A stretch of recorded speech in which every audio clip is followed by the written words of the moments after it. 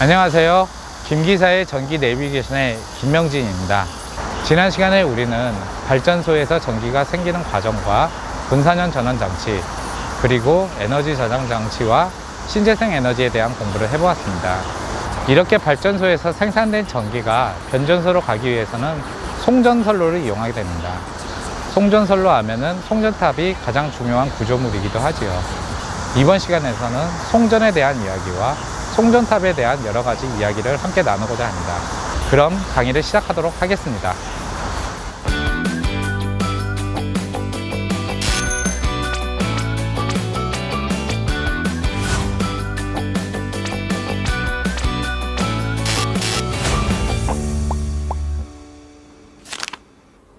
제12강 송전이라는 것과 송전탑의 특징은 무엇인가에 대해서 강의를 시작해 보도록 하겠습니다. 송전이라는 단어는 발전소에서 만들어진 전기를 변전소까지 보내는 과정입니다. 아시다시피 전기를 생산하는 건 발전소이죠. 그런데 발전소에서 우리가 사용하는 장소, 집이 되었던, 가게가 되었던, 공장이 되었던 이런 곳까지 전기를 보내는 과정에서의 꼭 필요한 과정이 송전입니다. 근데 이 송전을 통해서 오는 전기는 바로 우리한테 받는 게 아니라 이곳 변전소까지 이렇게 오는 겁니다. 그런데 이 송전이라는 것의 특징 중에 하나가 굉장히 높은 전압을 이용하게 됩니다. 우리가 보통 사용하는 전기가 뭐 220V 아니면 삼상 380V 이런 기준이 아니라 최소한도 154,000V 아니면은 345,000V 이렇게 굉장히 높은 전압을 사용하게 되는데, 그 이유가 무엇이냐면은 그 발전소에서 생산되는 전기 자체, 그 전력이 굉장히 많습니다. 그런데 이것을 그냥 보내게 되면은 이렇게 전류가 많은 양이 흐르게 되면 열이 많이 생기잖아. 그 열로 인한 손실로 전력이 손실이 심하게 됩니다. 그래서 이걸 방지하고자 그 전선을 매우 굵게 한다는 건 달리 말하면 허용 전류를 굉장히 높게 한다는 거죠. 그렇게 하거나 전압을 매우 높게 하면 됩니다. 그런데 여기에서 이런 두 가지 방법 중에 전선을 매우 굵게 하는 것은 문제점이 있습니다. 왜냐하면은 이 전선 자체의 굵기를 막연하게 크게 하면은 그 전선에 들어가는 구리 같은 도체의 비용도 많이 들게 되고, 이로 인해 전선값이 비싸지는 것도 있지만 그 무게로 인해서 그걸 지지할 만한 구조물, 즉 철탑 같은 것도 더 견고하고 튼튼하고 그리고 더 크게 만들어야 됩니다. 즉 경제적으로 타당하지가 않기 때문에 전압을 매우 높게 하는 방법으로 이렇게 송전을 하게 되는 겁니다. 그리고 이제 송전에서 쓰이는 단어들이 몇 가지가 있는데, 먼저 공친전압. 이 공친전압 같은 경우는 제가 과거에 이론 강의에서도 몇 번 이야기를 했습니다. 이 송전에서도 사용하는 것으로서 선간전압이라고 보시면 됩니다. 즉 상과 상 사이의 전압. 그런데 이 해당 송배전선로를 대표하는 선간전압이라고 합니다. 우리나라 같은 경우는 66kV, 즉 66,000V가 되겠죠. 그리고 154라고 보통 불러는 154kV, 154,000V, 그리고 345kV, 그리고 요즘 여러 가지 이슈가 많은 765kV, 이렇게 네 가지 종류가 있습니다. 그리고 이 공친전압과는 다르게 최고전압이라는 것이 있는데, 해당 송배전선로에서 발생하는 최고의 선간전압입니다. 그러니까 그냥 선간전압은 공친전압이라 하고 최고의 선간전압은 최고전압이다 합니다. 그리고 전력계통이라는 용어도 이제 송전에서 많이 사용하게 되는데, 전기의 원활한 흐름과 전기의 품질을 위해 전기를 통제하고 관리하는 것, 이렇게 하면 굉장히 추상적인 건데, 전력계통 같은 경우는 그 전력계통도라고 하는 지도가 있습니다. 쉽게 말씀드리면 뭐 우리나라 고속도로 노선도, 지하철 노선도 이런 걸 통해서 대략적으로 고속도로가 어떻게 가는지, 그리고 지하철이 어디로 이렇게 가는지 볼 수 있는 것처럼, 이 전력계통도라는 것도 이 송전선로, 정확하게 말하면 이제 배전선로까지지만은 이제 크게 송전선로 같은 게 어떻게 움직이는지 이렇게 지도상에서 보여주는 거거든요. 이런 것을 그냥 그리는 게 아니라 이 전기를 원활하게 흐르게 하고 이제 그리고 품질을 위해서 전기를 통제하고 관리하기에, 즉 전선이 어디로 어떻게 지나간다, 송전선로가 어디에서 어디로 가는데 여기에 전압은 몇 볼트짜리다, 뭐 이런 것 같은 것을 표기하고 그런 걸 관리하기 위해 전력계통을 관리한다, 이렇게 생각하시면 되겠습니다. 그리고 ACSR, 강심 알루미늄 연선, 이거는 이제 앞서 저희 도체 쪽의 강의에서도 이야기를 나왔지만은 사실상 이게 이제 송배전선로의 가장 중요한 전선 중에 하나입니다. 특히 이 송전선로에서는 ACSR을 쓰는데, 이게 뭐냐면은 일단은 우리가 전선하면은 그 비닐로 된 껍데기, 즉 피복이 있잖아요. 근데 이 ACSR은 피복이 따로 없습니다. 이런 걸 이렇게 나전선이라 그러죠. 벗을 나자를 써서 피복이 없고, 그리고 우리가 흔히 아는 구리 전선이 아니라 알루미늄을 사용하게 됩니다. 그 이유로는 먼저 이 구리 자체가 굉장히 그 질량이 많이 나갑니다. 같은 이 길이의 전선을 사용하더라도 구리가 훨씬 묵직합니다. 대표적인 예로 우리가 구리로 만들어진 동전과 알루미늄으로 만든 캔, 이렇게 비교하면 당연히 알루미늄 캔이 훨씬 가볍지 않습니까? 그래서 알루미늄을 사용하는 이유 중에 하나가 굉장히 가볍다는 점. 이 전선이 가볍다는 거는 그 철탑 같은 구조물을 만들 때 좀 비용을 아낄 수 있다는 점도 장점이 되거든요. 그리고 이 알루미늄이 구리보다 또 가격이 좀 저렴한 것도 있습니다. 이 송전선로는 뭐 한 1, 2m 쓰고 마는 그냥 그런 전선이 아니라 뭐 수십 킬로 가기도 하고, 그게 또 한 선만 가는 게 아니라 뭐 수가닥, 한 10가닥이 넘는 가닥이 이렇게 가기도 하기 때문에 전선에 드는 비용 자체가 굉장히 많이 듭니다. 근데 이제 비싼 구리보다는 좀 저렴한 알루미늄, 가격 차이는 뭐 알루미늄이 100원이다 그러면은 구리가 한 400원 좀 넘는 그 정도거든요. 그 정도로 이제 비용도 훨씬 절약되고 무게도 가볍기 때문에 알루미늄 사용합니다. 단점이 굳이 있다면은 이제 그 고유 저항값 자체가 좀 높기 때문에 구리에 비해서 약간 전류의 흐름을 방해하는 그런 것은 좀 있다는 점. 예, 그리고 강심 알루미늄 연선이라는 거는 이제 제가 간단하게 그림을 그려보면은, 연선이라는 게 결국에는 이제 여러 개의 선이 이렇게 있는 거잖아요. 이렇게 딱 돼 있어서 가운데 쪽에는 이제 그 강심, 이게 철로 된 이렇게 단단하게 이렇게 축을 잡아주는 그렇게 있고, 그 주변으로 이렇게 알루미늄 연선들이 빽빽하게 있습니다. 여기서 왜 연선을 사용하냐 그러면은, 그 교류 전기가 흐를 때 표피 효과, 즉 이 표면으로 흐르는 표피 효과 때문에 연선으로 하기면은 같은 이런 어떤 단면적을 갖더라도 더 많은 전류를 흘릴 수 있기 때문에 이렇게 연선을 사용합니다. 그래도 이제 우리가 눈으로 보기에는 그냥 전기줄 같이 보이지만은 이 전선의 단면적이 굉장히 큽니다.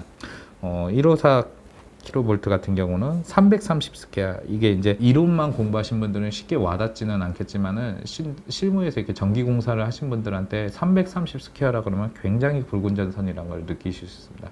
제 얼굴보다도 더 굵은 그런 전선의 단면적을 갖고 있고요. 그리고 345 킬로볼트, 765 킬로볼트 같은 경우는 무려 480 스퀘어까지나 쓰게 됩니다. 이렇게 굵은 전선으로 보내는 가장 큰 이유는 말 그대로 엄청나게 높은 전력량을 한 번에 보낼 수 있기 때문에, 그리고 높은 전압도 수용할 수 있기 때문에 그렇습니다. 근데 여기서 전압이 낮게 되면 더 큰 굵은 전선을 사용해야 되죠. 이렇게 충분히 높은 전압에서도 이렇게 굵은 전선을 사용한다, 이렇게 보시면 되겠습니다.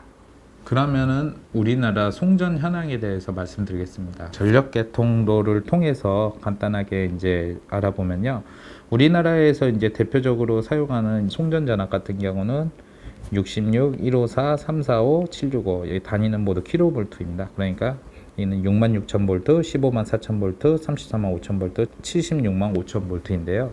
실제로 이 66은 지금 거의 사용되지 않고 있습니다. 과거에 이제 송전 전압으로 많이 사용되고 있었는데 그렇게 이제 뭐 효율적이지도 않고, 그러다 보니까 이제 주로 많이 사용하는 게 154, 345, 765입니다. 이 중에 이제 가장 많이 사용하는 것이 바로 1545, 그리고 이와는 별개로 우리나라에서 표준적인 송전 전압이라고 할 수 있는 게 바로 이 345입니다. 그리고 765 같은 경우에는 굉장히 많은 전력을 보낼 수 있는데 아직까지는 그렇게 많이 깔려 있지는 않다. 다만 그 국가에서는 계속 이것을 추가를 하려고 합니다. 그 이유가 있습니다. 먼저 그 154 같은 경우에는 그 하나의 이 철탑이 있다 그러면은 보낼 수 있는 전력량이 약 240 메가와트입니다. 킬로와트도 아니고 240 메가와트. 그리고 345 같은 경우에는 900 메가와트. 전압이 높을수록 더 많은 전력을 보낼 수 있죠. 근데 765 같은 경우에는 전압이 약 2배 정도 올라가게 되는데 보낼 수 있는 전력이 무려 4200 메가와트. 달리 말하면 4.2 기가와트랑 똑같죠. 그러니까 전압을 뭐 배로 올린다고 해서 단순히 이렇게 그 전력을 배로 올라가는 게 아니라 지금 딱 보시면 아시겠지만은 이 굉장히 이 올라가는 배율 차이가 큽니다. 그 대표적인 게 이제 765 같은 경우는 그 154에 비해서 무려 18배 더 많이 보낼 수 있고 345에 비해서도 5배가 좀 안 되지만 약 5배 이렇게 더 보낼 수 있기 때문에 송전솔로의 전압을 높이는 건 그만큼 이걸 이제 설비를 갖추는 것이 굉장히 효율적이다. 그런데 이제 막연하게 또 그렇게 할 수 없는 게 거기에 맞는 이 ACSR도 만들어져야 되고 그리고 그만큼 더 큰 철탑도 만들어야 되고 가장 큰 거는 이제 민원이 발생할 수가 있다는 거죠. 지금 같은 경우도 이 765를 지을 때 이제 그 경상남도 밀양 같은 데에서 굉장히 많은 이 시민단체와 현지 주민들이 반대가 심하고 해서 쉽게 이렇게 놓이기 어려운 것도 있는데 뭐 그냥 송전탑만 봐도 이제 일반인들은 혐오감을 많이 느끼는데 거기다가 굉장히 높은 76만 5천 볼트의 송전탑이 지나간다 그러면은 그걸 그렇게 이제 반길 사람은 거의 없죠. 이 전력을 보내는 양에 있어서는 765를 많이 이렇게 하는 게 좋기는 하지만은 이런 또 이제 현실적인 문제로 인해 쉽진 않다 이렇게 볼 수 있고요. 해당되는 이제 최고 전압 같은 경우는 66 같은 경우는 69, 154는 170, 그리고 345는 362, 그리고 765는 800kV가 최고 전압이라고 볼 수 있습니다. 공친 전압은 성간 전압, 최고 전압은 최고의 성간 전압. 다시 한번 기억해 주시고요. 전력계 통로를 통해서 우리나라 송전 현황을 간단하게 살펴보면은 여기 이렇게 붉은 선으로 지나가는 선이 765입니다. 이 765는 아직까지 우리나라에 이렇게 여기저기 가지 않고 일부 지역만 이렇게 하고 있고요. 이제 그 간선이라고 할 수 있는 게 바로 이 표준 송전인 345, 이 녹색으로 가는 거 이렇게 쭉쭉 가는 게 바로 345로서 이제 우리나라 고속도로 같이 이제 굵직굵직한데 이렇게 다니는 모습을 볼 수 있고 154 같은 경우에는 이 지도엔 따로 표기가 안 돼 있습니다. 그 이유가 뭐냐면은 지금 여기에선 표기 안 됐지만 실제로는 굉장히 이 가지처럼 여기저기로 많이 다니거든요. 근데 이런 것을 다 일일이 표기를 하게 되면은 이 지도가 굉장히 난잡해져서 여기에서는 생략이 돼 있지만은 실제 이제 실무에서 사용하는 전력계통도에는 당연히 154에 대한 그 전력계통도도 있습니다. 그리고 이제 한 가지 알아두셔야 될 것 중에 하나가 우리나라에서도 이제 조금 외따로 있는 제주도 같은 경우에는 이런 송전선로를 교류로 보내는 게 아니라 직류로 보냅니다. 이를 가리켜 이제 초고압 직류 송전이라고 하는 HVDC라는 것을 사용하거든요. 육지에 해당하는 전라남도 해남 그리고 진도와 이 제주도 사이를 연결합니다. 직류 180kV를 통해서 해남과 제주 사이를 연결을 했다가 이제 한 단계 더 높은 250kV로 그 제주도와 진도 사이를 또 한 번 연결해서 양방향으로 송전이 가능하고 이들의 특징은 직류이다. 자, 직류 송전을 왜 할까요? 이 직류 송전의 가장 큰 장점은 굉장히 전력 손실이 적습니다. 그 교류의 특성상 리액턴스나 커패시턴스로 인해서 무효 전력이 발생하고 이러는데 이 직류 송전 같은 경우 전력 손실이 굉장히 좋고 또 주파수 같은 거 변환도 좋긴 하는데 이게 이제 단점이 있다면은 여기서 보시면 알겠지만 이 CS라고 써 있는 것이 결국에는 전력 변환서입니다. 그러니까 교류로 온 전기를 직류로 바꿔주고 직류로 이렇게 송전한 것을 다시 또 교류로 바꿔야 우리가 사용할 수 있거든요. 그래서 이렇게 변환을 하는 그 장소가 있어야 되는데 이런 거 건설비 같은 것도 굉장히 많이 들고 또 이것은 우리나라 국토랑은 좀 안 맞게 이제 장거리 송전을 할 때 그러니까 이 육지와 제주도 사이도 우리가 일반적으로 생각하기에는 가까운 거리는 아니지만 이 직류 송전을 하기에는 그렇게 또 먼 거리는 아니거든요. 그런데 이제 어떻게 보면 약간 좀 우리나라도 이런 기술력이 있다 보여주기 위해서 육지와 제주도 사이에 따로 이렇게 철탑을 둘 수가 없으니까 이렇게 놨지만은 실제로는 뭐 대륙간에 이렇게 이 연결을 할 때 뭐 이 시베리아 같이 넓은 대륙간에 아니면 미국 같은데 이런 데 같은 경우에도 직류 송전을 많이 하는데 우리나라 같은 경우는 이제 이웃 나라와 전기를 이렇게 서로 이제 주고받고 한다면은 쓸 수는 있을지언정 국내에서는 그렇게 쓰는 게 이 어떤 건설 단가나 이런 경제성을 따지면 그렇게 효율적이지는 않다. 다만 이렇게 쓰고 있다. 그리고 이제 또 뭐 우리나라에 또 외따로 있는 섬인 뭐 울릉도, 독도 같은 경우에는 따로 이쪽에 이제 자기네들이 이제 자가 발전소 같은 것을 두고 태양광 발전소 같은 걸 두면서 이렇게 거기에서 자체적으로 발전을 해서 전기를 공급하고 육지에서 따로 가는 송전선로는 없다 이렇습니다. 그리고 여기에서 이제 발전소를 이제 여러 가지 종류가 있는데 여기서 말하는 이 PP라는 건 양수 발전을 얘기하고요. 그리고 NP, 뉴클리어 딱 느낌이 나죠. 핵, 즉 원자력 발전 얘기하고 TP라고 하는 것은 화력 발전소가 됩니다. 그리고 여기서 있는 CC 같은 경우는 복합 화력 발전소로 해서 뭐 가스를 사용하기도 하고 석유, 석탄을 사용하기도 하고 그리고 이 송전선로의 분포는 이 전기를 결국 많이 쓰는 곳에 그만큼 전기를 많이 갖다 줘야 하기 때문에 우리나라에서 가장 인구 밀도가 높은 수도권 지역 그리고 큰 그 중화공업단지가 많은 남동임에 이런 지역에 굉장히 많이 있습니다. 산간 지역 같은 강원도 지역 같은 경우는 상대적으로 송전선로가 적게 있다는 것. 그래서 이 전력량과 송전선로의 밀도도 굉장히 관련이 있다. 이거는 그냥 알아두시면 좋겠습니다. 그러면은 송전탑, 철탑의 구조에 대해서 좀 간단하게 알아보도록 하겠습니다. 송전탑은 그냥 이 철탑에 전선만 이렇게 쓱 가는 것이 아니라 여러 가지 이제 구조물이 있죠. 그 중에 이제 대표적인 게 바로 애자가 있습니다. 이 애자라는 거는 송전탑에 보면은 이제 이게 사기 재질 같은 게 있거든요. 그러니까 도자기의 재질 같은 걸로 이렇게 전선을 직접 이렇게 철탑에 닿으면 당연히 철탑으로 전기가 흐르기 때문에 이 애자를 통해서 이렇게 서로 지지하는 구조가 되어 있습니다. 그래서 송전선을 송전탑에 지지하기 위해 이용하는 기구고요. 이 애자가 하나만 달랑 있는 게 아니라 송전탑의 경우에는 여러 개가 있습니다. 뭐 대표적으로 1호사 같은 경우에는 약 10개 정도가 있고 3, 4, 5 같은 경우는 약 17개. 이게 무조건 그런 게 아니라 조금씩 다릅니다. 그리고 765 같은 경우에는 뭐 한 24개에서 30개. 이 정도의 이제 애자가 이렇게 따다닥 붙어 있는데 이렇게 애자가 붙어 있다는 얘기를 바로 애자련이라고 합니다. 근데 이제 뭐 예를 들면은 1호사 같은 경우에는 애자가 이렇게 10개가 따다닥 붙어 있다. 애자련이라 그랬잖아요. 이렇게 있고 여기 이렇게 송전선로가 지나가고 여기에 이제 우리가 말하는 철탑 이렇게 뭐 제가 그림을 잘 못 그리지만 대략 이런 식으로 그리면은 여기에서 이제 전압의 영향을 가장 많이 받게 되는 것이 바로 이 송전선로와 가까이 있을수록 많이 받게 되겠죠. 그래서 이 애자 같은 경우에도 이 가장 그 송전선로에 붙어 있는 게 전압의 영향을 가장 많이 받고 그 반면에 가장 적게 받는 거는 이 철탑에 붙어 있는 이쪽에 있는 애자가 아니라 이로부터 약 30% 정도 떨어져 있는 즉 10개가 있다면 여기 한 3번째 정도에 해당하는 애자가 가장 그 전압의 영향을 적게 받는다 이렇게 생각하시면 되겠습니다. 예, 그리고 당연하지만은 이 송전탑은 뾰족하기 때문에 이 벼락 같은 것에서 취약할 수밖에 없습니다. 그래서 피레기 같은 것을 달아야 되는데 단순히 피레기만 달면은 그러니까 피레침만 달게 되면은 송전탑은 보호가 되는데 송전선로는 보호가 안 될 수 있기 때문에 송전탑 꼭대기에는 피레침을 달지만은 여기에서 이렇게 또 송전선로를 변로하기 위해 가공지선이라는 걸 달게 됩니다.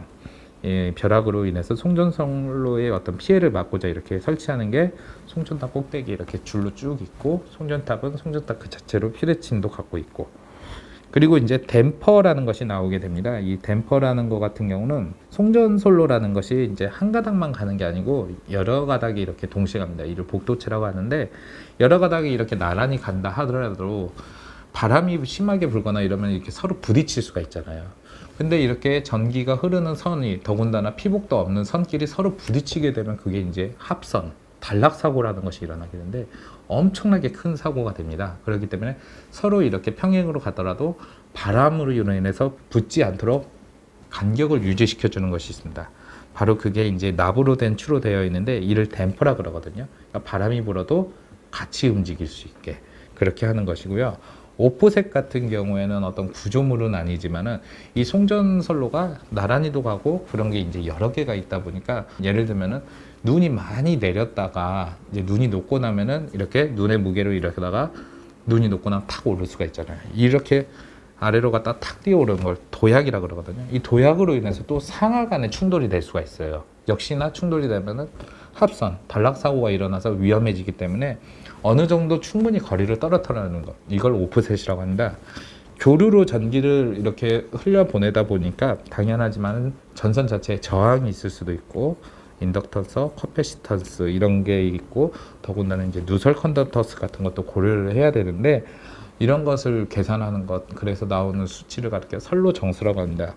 이건 이제 우리가 전기 기사나 산업 기사 같은 자격증을 공부하다 보면은 이 선로 정수를 계산하고 뭐 집중 분포 회로니 뭐니 이런 것도 이제 공부를 하는데, 자격증을 공부하시면 좀 더 자세히 알게 되지만 여기서는 이런 개념이 있다, 이 정도만 설명드리겠습니다.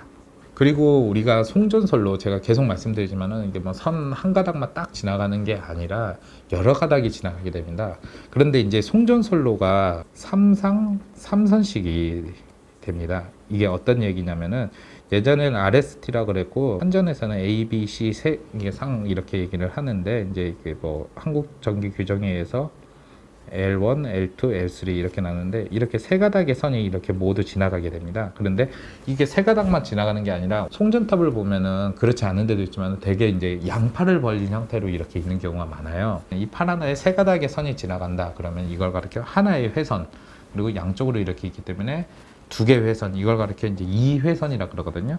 즉 회선이라는 거나 세 개의 상으로 구성된 전선로인 겁니다. 그래서 송전탑 하나가 이렇게 양쪽으로 이렇게 삼상이 두 개가 지나간다 그래서 삼상 6선식이 아니라 2회선으로 된 삼상 3선식 이렇게 생각하셔야 됩니다. 그리고 이 상 하나에 또 선이 한 가닥만 가는 게 아니라 또 두 가닥이 갈 수도 있고 네 가닥이 갈 수도 있고 여섯 가닥이 갈 수 있습니다. 하나의 전선이 있는 걸 단도체라 그러면은 두 개 이상이면은 복수이기 때문에 복도체라고 하게 됩니다. 그래서 같은 이런 그 상의 전선끼리 이렇게 나란히 가는데 바람이 불면은 부딪히지 않게 하기 위해 댐퍼를 설치한다 그랬죠. 여기서 보면 이제 스페이서 댐퍼라는 게 바로 그건데, 스페이스라는 건 공간을 말하는 거예요.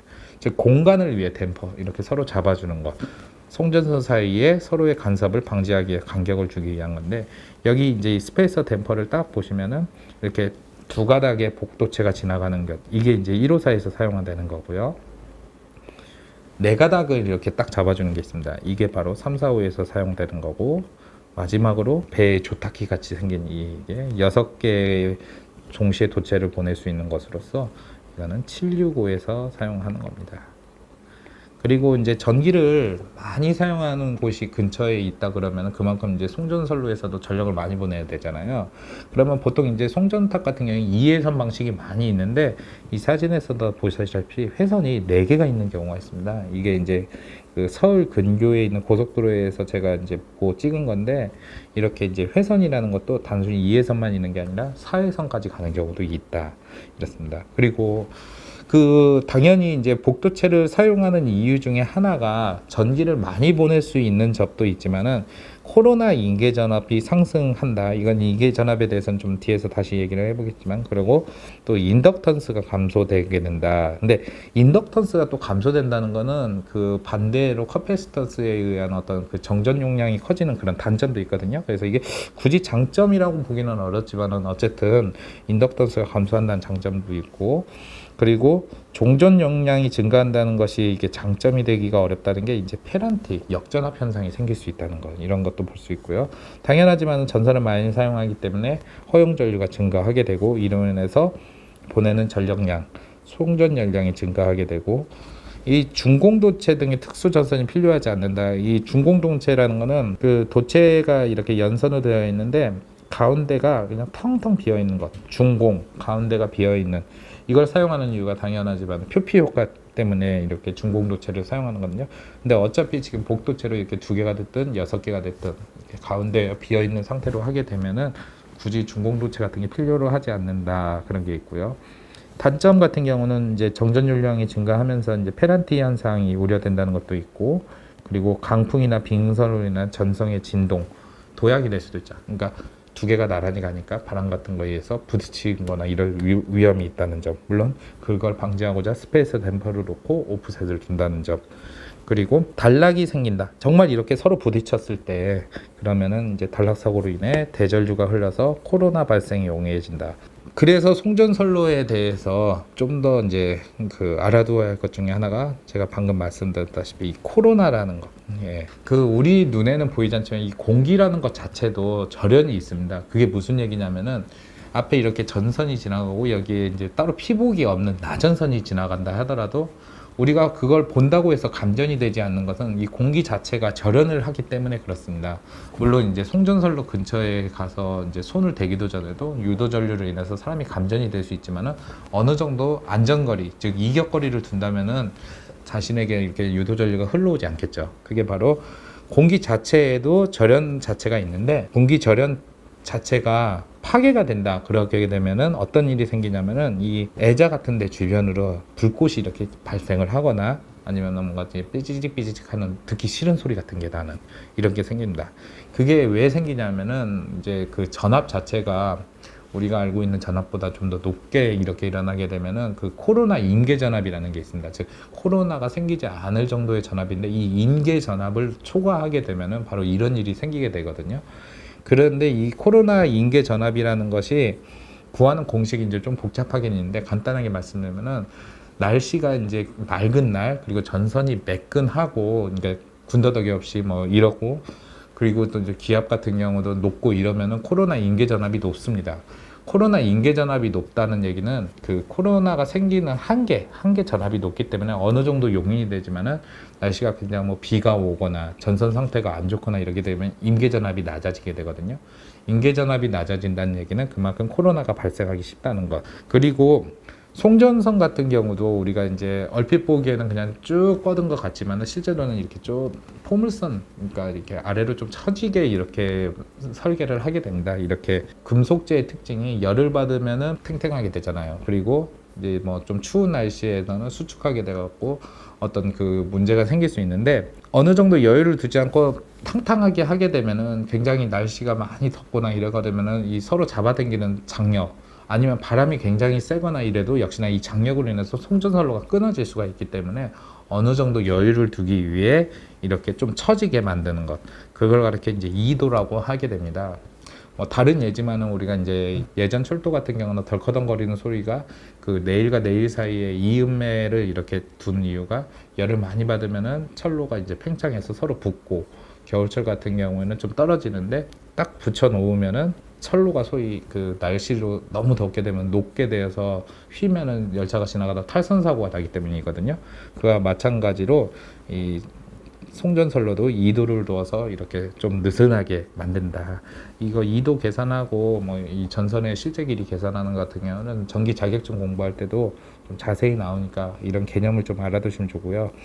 그리고 교류 송전선로 특성상 저항 외에 그 리액턴스나 커패시턴스로 인해서 전력 손실이 생긴다고 했는데, 이를 이제 최대한 맞춰주기 위해서 선로 정수를 평형으로 맞추기 위해서 연가라는 것을 하게 됩니다. 이제 연가라는 건 어떤 이제 구조물이나 시설물이 아니라 이 송전선로의 상을 송전탑마다 해서 이렇게 서로 엇갈리게 이렇게 바꿔주는 겁니다. 이제 이게 무조건 이제 송전탑마다 보일 때마다 바꿔주는 게 아니라, 전체 그 우리가 얘기하는 송전선로가 있으면 여기에서 3분의 1에 해당하는 지점에서 이렇게 바꿔주는데, 뭐 여기에서 A상으로 나갔던 것이 그 3분의 1 지점이 왔으면은 여기에서 가운데 쪽으로 가게 하고, 또 3분의 1 지점이 오면은 맨 아래쪽으로 가게 하고, B상도 이런 식, C상도 이런 식 해서 같은 이 쭉 가는 게 아니라 3분의 1 정도 오는 지점에서 이렇게 위치 같은 것을 바꿔줘 가지고 최대한 그 인덕턴스나 커패시턴스에 의해서 전력이 손실되는 것을 막아주는 것이 바로 연가라고 하는 겁니다.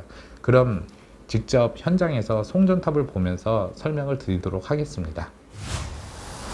이곳은 서울 모 열병합 발전소 인근 모습입니다. 저쪽 열병합 발전소부터 생긴 전기가 송전선로를 타고 이렇게 오게 되는데, 송전선로는 발전소에서 변전소까지 가는 전선을 말했는데, 저곳에서 생산된 전기가 15만 4천 볼트로 승합을 해서 이곳 송전선로를 타고 오게 되는 거죠. 그런데 여기에서 변전소까지 갈 때는 계속 송전탑을 이용하는 게 아니라 바로 땅속으로 이렇게 내려가는, 즉 지중하로 연결이 되는 것입니다. 그래서 송전선로가 계속 뻗는 게 아니라 지면 밑으로 가는 것을 볼 수가 있습니다. 이 송전탑을 자세히 보시면은 애자가 총 12개가 있습니다. 애자가 약 10개 정도가 있으면은 15만 3천 볼트, 즉 1호사라고 했는데 이곳이 바로 그것에 해당하는 겁니다. 총 3가닥의 선이 이렇게 있고 이쪽으로도 이렇게 있습니다. 이렇게 1회선, 이렇게 2회선, 총 2개의 회선으로 있고 각 상에는 전선이 1가닥만 있습니다. 이는 복도체가 아닌 단도체를 사용했다고 볼 수 있습니다. 이렇게 앞서 공부한 이론을 통해서 송전탑을 보면은 우리가 미처 발견하지 못했던 여러 가지를 알 수 있습니다. 송전선로는 발전소에서 변전소까지 가는데 굉장히 높은 전압을 이용하는 거고, 일부 지역의 경우에는 지중화가 되어 있지만은 대부분 지역은 아직 이런 송전탑을 많이 활용하고 있다는 점을 알 수 있습니다. 이번 시간에 우리는 발전소에서 만들어진 전기가 변전소까지 가는 송전에 대한 이야기를 해보았습니다. 다음 시간에는 변전소에서 우리가 사용하는 수용과까지 전기가 전달되는 과정인 배전에 대한 이야기를 해보도록 하겠습니다. 그럼 다음 강의에서 뵙겠습니다.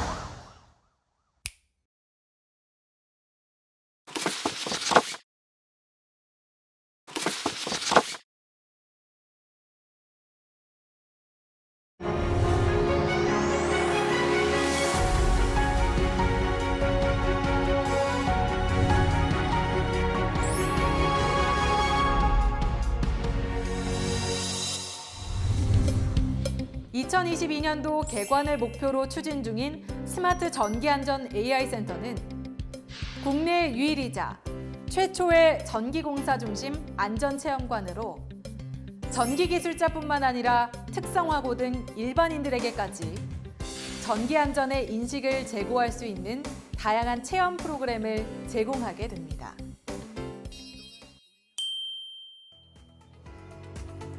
생명처럼 소중한 안전의 가치를 바탕으로 전기공사인의 삶과 함께해온 한국전기공사협회 안전기술원은 현장에 한 번 더, 기업과 한 발 더, 현장 중심의 사고와 기업의 눈높이로 늘 가까이에 있겠습니다. 당신의 안전이 우리의 우선순위입니다.